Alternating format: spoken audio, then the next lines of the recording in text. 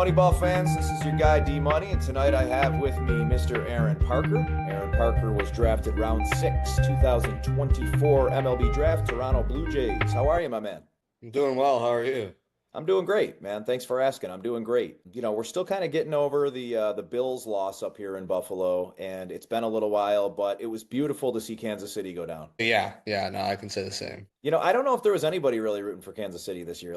I mean, I shouldn't say that. I just had Roden on, and I asked him, and he said, "Yeah, I wanted Kansas City." I almost got up and walked out of the interview. I told him that. I Yeah, literally stood up. I'm like, "Dude, I'm out of here. This isn't yeah, yeah. you know." Besides friends and family for them, yeah, it was definitely a lot of Eagles fans. Yeah, yeah, there was for sure, man, and you could hear it in the stadium too. It was like, there was like even that first penalty, there was a lot of booing. Like the Eagles fans came out. They were representing, man. It was cool. Yeah, yeah. T Swift got booed too, which She got was booed. Trumpy, interesting. Trumpy got his, and she Yeah, got, listen, they were out for blood. they were out for blood, man. I love it. I'm going to go through the same rapid fire questions that I started him with. I started him with the Super Bowl and asked Kendrick or Drake. I got to ask, right? I mean, it's a feud. So it's a rap beef. Which side you I on? I listen to both a lot. Kendrick, I think, is on top right now, but I don't know. I like Kendrick. I like old Kendrick. Old Kendrick really get it. I listen to a lot of Kendrick on game days, a lot more than Drake, because Drake's really not the game day kind of guy. So I'm gonna say, Oh, no, you're not listening to Marvin's Room while yeah, you're, yeah, exactly. you're I'm good not, on passion fruit before I take him out that. Kendrick's more lyrical, man. I think he's a little bit more cerebral. No, I think he's truly a better lyricist and cadence with wordplay and stuff. But Drake's got his time and place. He's the lady killer, dude. The ladies like him. Yeah, I mean, he has a formula for hits and he sticks to it and he makes a lot of hits and I listen to him, so, I so do he's too. I do too. It's almost, isn't it almost like as a guy, I don't know, it's tougher to say like, yeah, I like Drake than it is to Kendrick though, because of the way Drake does it, right? for sure. Yeah, yeah. I mean, because Drake's about the feelings and like the sensual. It's like it's funny, and then Kendrick is so he's got his hard hitters, and then he can like play with you lyrically. So there are definitely two sides of it. But I'm gonna say Kendrick right I now. like I it. actually thought the halftime performance was pretty cool. I I thought it thought was it was good. entertaining. I I don't thought I it was don't know why it's funny. yeah, dude. I thought it was great. I thought it was Yeah, brilliant. There's a lot of Easter eggs with him, man. Like he laid a lot of things, where people didn't really pick up on. I thought he did a really good job of not making it too radical, with race or anything, because he was kind of going for a certain thing there, but he kept it cool. So yeah. No, definitely kept it very cool. Yeah. so a little bit harder questions as we move along. Second question is going to be, are you a Coke or a Pepsi guy? Coke. All right. Yeah, recently Coke. Coke Zero. Yeah. My brother does a lot of diet sodas because he's a Yeah. little bit of a nut job about that. Yeah. Obviously, I don't drink. We'll probably get into it later. I'm a diabetic, so I don't drink too much soda. So when I do, Diet Coke, Coke Zero, yeah, much better than Pepsi. That stuff, we will get into it actually sooner than later, but that stuff when it has like the sweeteners in it and stuff like that, does that affect it any at all anyway? It's not like No, sugar, right? Okay, so no, so it's not actually sugar. Yeah. yeah, so you can have all that stuff without any issues. Cool, cool. Third one, what is the favorite flavor of sunflower seeds for you? I have Big's dill pickle in my golf bag right now, and I've been playing the best golf of my life. So Big's dill pickle. Bro, baseball and superstitions hand in hand, right? Yeah, exactly. There's only one other sport I know of where there's a slump buster. That's all I can say. Yeah, yeah, yeah. Those sweet and salty Davids are where it's at if you haven't tried those. I saw them in the store. I was close to getting them. I was actually close to getting them like 3 rounds ago, but After this interview, right? I'm sending you out a little swag bag anyways. You might just have a little treat in there, man. You might have a Okay, little bag of the seeds in there. let's go. What else did I ask him? I had two more. My memory's so shot that I can't remember. So let me get back to my notes here. I had two more. Oh, this was a good one. I liked this one. Hoodies. Okay, so this is like your Method Man to Cal hoodie, or do you like the zip up version? You like the true hoodie or the zip up? Zip up. I'm actually, I don't know why, but as of recently, I've been like getting away from hoodies. I I don't know. know if it's Me me. too. Yeah, like I'm a little bit like, I feel like I probably should just wear a zip up or a quarter sleeve zip or some sort of jacket or something. Like hoodies on a day to day, I love them. Like I have a bunch in my in the closet. I just don't really want to wear them. I don't really want to wear them to the field that much because I'm Yeah. like kind of want to be a little bit more on the professional Yeah, side. yeah, no, I get, And yeah, that's I where I'm get what at. you're saying. Yeah, Yeah. and the zip ups, zip ups you can almost even wear out. Like I could have this same thing, but in a zip up, and it would look classier. Right, because you can open it up and then you're like, oh, okay, you show a little of the shirt underneath, a little classy. Yeah, for sure. But no, congrats, man, obviously on being drafted by the Jays, an absolute killer accomplishment on its own. You know what I'm saying? It's you're in the select, you're a pro baseball player, man, and you made it. And you're in a select company of 1% of the world. And it's something that if you really sit back and look at that and kind of I know you're nowhere at all where you want to be. You obviously have, ton of goals, aspirations, playing in the big show, and like I said, there's no doubt that's coming, man. It's the universe will decide when. But your accolades, and crushing it at Santa Barbara and doing what you did, man. I mean, big numbers. And when was it something that you said, okay, I really think this is going to be something that I could really, take seriously, that I could actually play pro ball? I would say a lot later than I think what majority of the people in my position would expect. I was more like junior fall, summer going into I had a rough Cape. So Okay. that Oh, kind you of played Cape? I played in the Cape, yeah. So I played in the Okay, same awesome, awesome. I played the same summer, was it 23, heading into 2024. Yeah, so that 23 summer, I So played in the Cape. you I played with definitely, Xander. yeah, I didn't play on Xander's team. I was actually on Hyannis. Gotcha. Okay. So yeah, I struggled kind of big time, and I was upset with how I was playing, and so I kind of like was like I just don't even want to think about professional baseball right now. What I want to do is like be able to compete on the highest level, just college baseball, just be a really, really, really good, solid college baseball that's consistent on a day to day and helps his team win. That's really what the only thing I was talking about because we had a couple incomers, Brendan Durfee, who was one of them, who's a great player from Santa Yeah. Barbara. I mean, he was like, "You're out of here next year, right?" And I'm like, To be honest, I looked at him and I go, I have no idea. I have no idea. That's like not at all what I was thinking about. I didn't start thinking about the draft until we lost in the regional. And then I was like, okay, maybe like not maybe, but I was like, okay, maybe I'm in a good position. So that was probably about when I really started to take it seriously.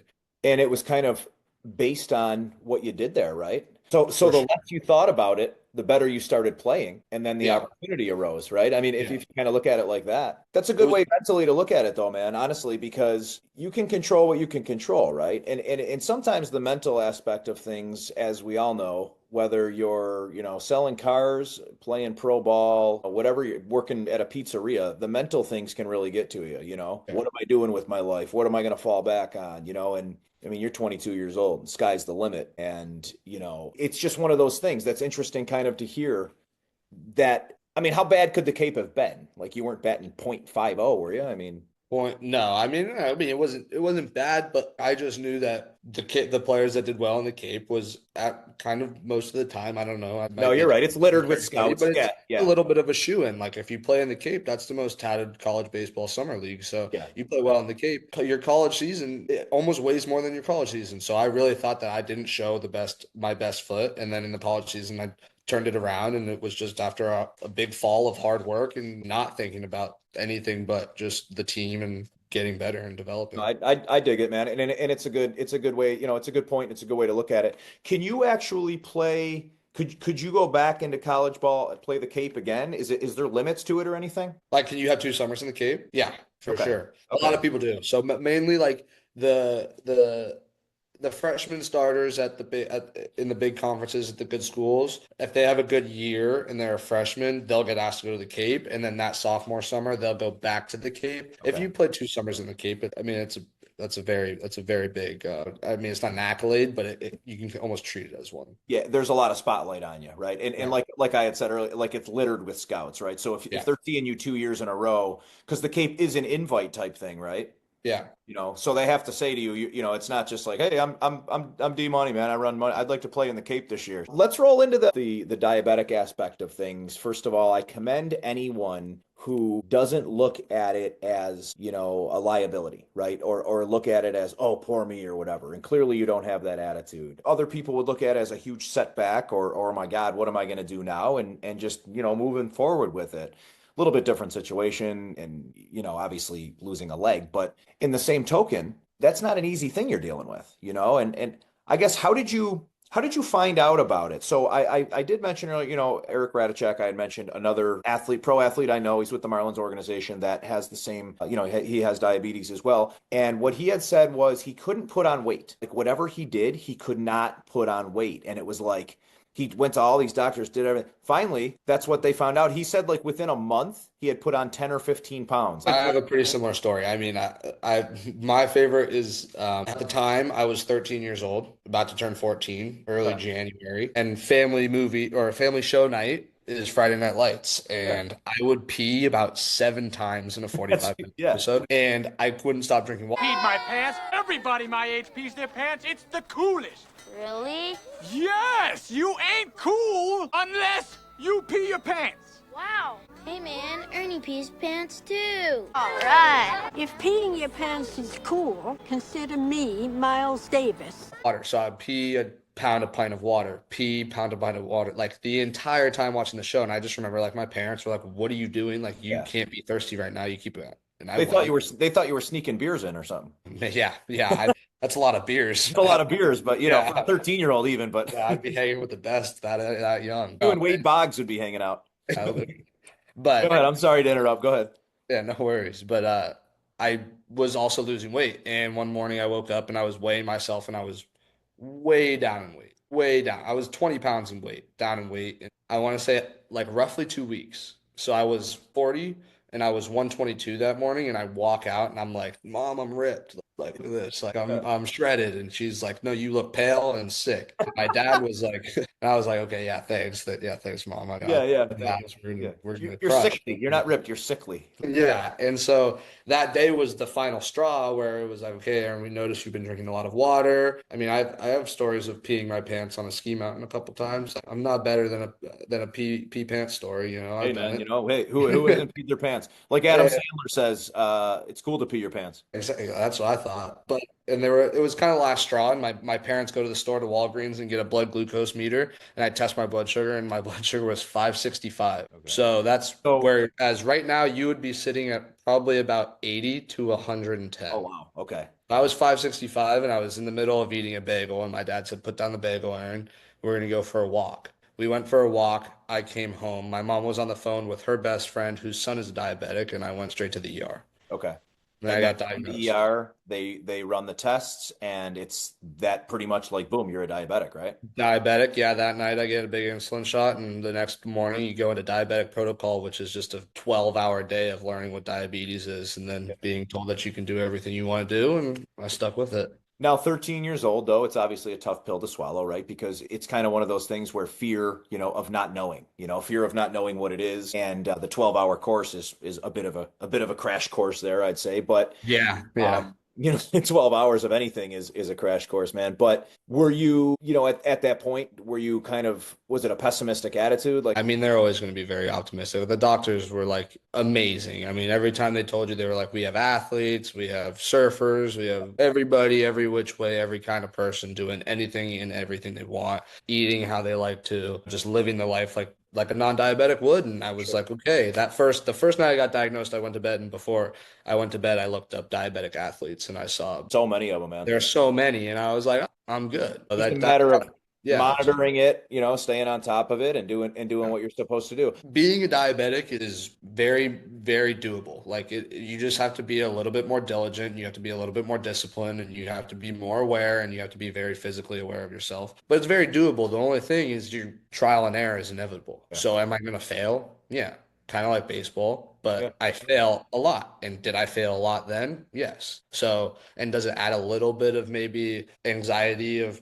pre-play because Sure, maybe sure. I don't know what my blood sugar is? Yes, but I can't change that. I can't really control if I'm a diabetic or not. So all I can do is prepare the best I can. And It's an amazing attitude, man. It's the best possible attitude you can have, and I'm not saying that because you're sitting in front of me, but it truly is. It's the best attitude you can have. Now, did you start seeing the results right away with packing weight on and stuff too? I mean, muscle and some more power hitting, some pop? yeah, so I played a lot of sports growing up. And Okay. so right after my wrestling season, which I had cut for, I lost more weight. Yeah. So I went from about 140 and I wrestled at 132. So I dropped 8 pounds. I did my wrestling season And then right after my wrestling season, when I wasn't necessarily trying to put weight back on, it was going to naturally come back on. It naturally didn't come back on. So it Yeah. was 122, 2 weeks later, 144, and I was back to jogging around. 2 weeks later? Yeah, I mean, it just boom, it was back. That's just amazing to me. So what happens is if you don't break down the sugar, this is a little bit of diabetes 101. If you don't break down sugar, your next energy sources are fat and muscle. So since I'm not using my